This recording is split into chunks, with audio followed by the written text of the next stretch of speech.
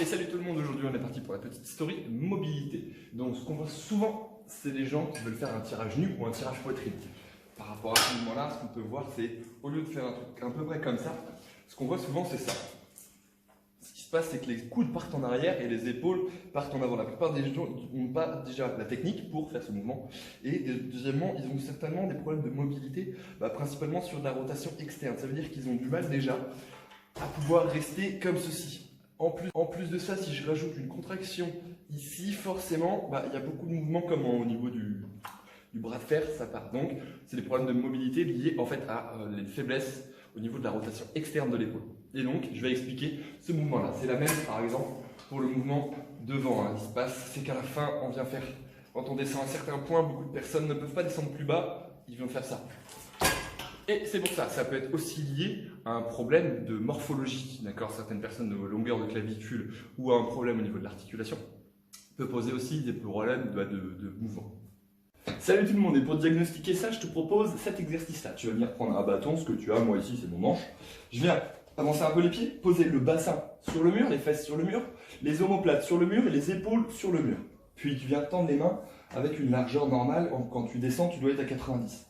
Là, je plaque, je ne cambre pas trop, tu vois, je suis pas là, je suis ici. Et je garde les poignets sur le mur. Maintenant, je vais venir descendre poignets et coudes en alignement, je descends un peu la tête.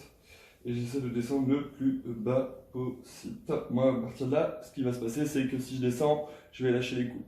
Donc, à la fin, je suis bien.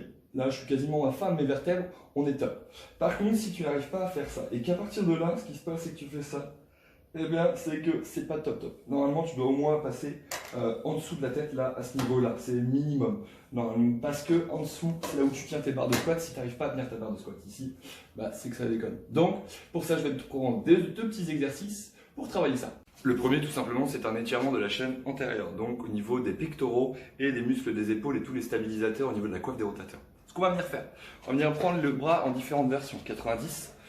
Et j'avance. Ce que je veux pas voir, c'est avancer ici. Ce que je veux voir, c'est avancer en poussant le buste vers l'extérieur. Ça, c'est un bon étirement. Puis, je viens faire la même chose en descendant le bras. Je colle les coudes et j'étire. Et je viens faire une dernière fois en étant ici et en poussant. Si je peux même, j'essaye de, tu vois, ce que je vais essayer de faire dans le mur, ça va être de envoyer le poignet derrière le coude et garder uniquement le coude en tension. Et là, je résiste. Et j'essaie de tenir un peu plus. Je vais avoir une contraction derrière. Ce qui va se passer, c'est quand tu vas être là, tu vas avoir au niveau des muscles. Tu vas ouvrir là, et là regarde, là je contracte, j'ouvre à fond, j'ouvre à fond. Si j'étire juste, il va juste se passer ça, là il n'y a pas de contraction. Maintenant j'ajoute une contraction, tu vois il y a une différence. Ça c'est le premier exercice si jamais tu n'arrives pas à descendre totalement, si tu manques un peu de mobilité. Ok, après l'exercice passif, on va faire un petit peu d'exercice actif. Pour cela, canapé ou le sol, mais c'est plus confortable quand même. Je vais décoller la poitrine, il ne faut pas qu'elle soit en contact.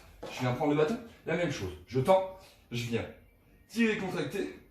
Je viens tendre jusqu'au dessus de la tête, retour à fond, contracte, on pousse les coudes vers le sol, on tend, on refait la même chose, on revient, on ouvre, on ferme, hop, à fond, on retend. Et tu verras que si tu arrives à le faire une bonne dizaine de fois d'affilée, tu vas vite sentir tout le dos se contracter et tous les muscles qui sont un peu faibles du coup parce que tu as une prédominance des muscles avant, comme les épaules, et j'en parlerai sur une de mes prochaines vidéos sur la mobilité. En tout cas, je te laisse avec cela, n'hésite pas à l'inclure dans tes routines et dans tes exercices à la maison. Plutôt que de faire des pompes, fais celui-là, tu vas voir, il est top. Allez, bon courage!